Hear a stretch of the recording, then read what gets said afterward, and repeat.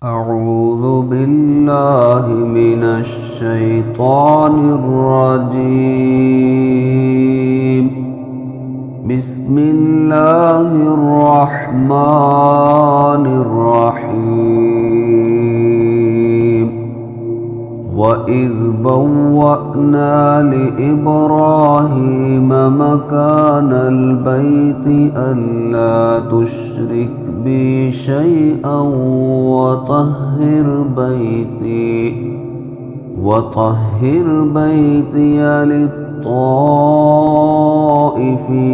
والقائمين والركع السجود. وأذن في الناس بالحج يأتوك رجالا وعلى كل ضامر يأتين من كل فج عميق ليشهدوا منافع لهم ويذكروا اسم الله في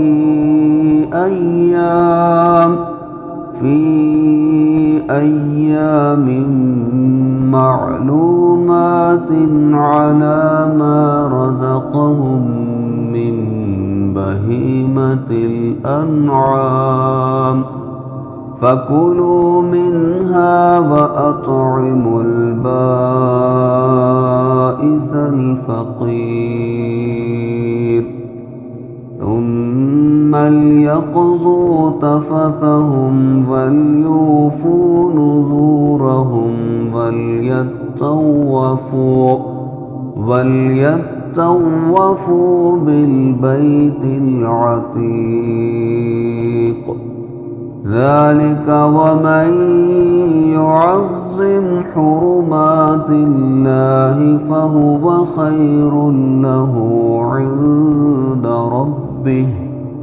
وأحلت لكم الأنعام إلا ما يتلى عليكم فاجتنبوا الرجس من الأوثان واجتنبوا قول الزور. حنفاء لله غير مشركين به ومن يشرك بالله فكأنما خر من السماء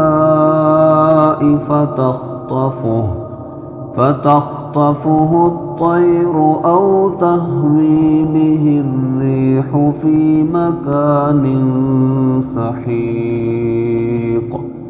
ذلك ومن يعظم شعائر الله فإنها من تقوى القلوب.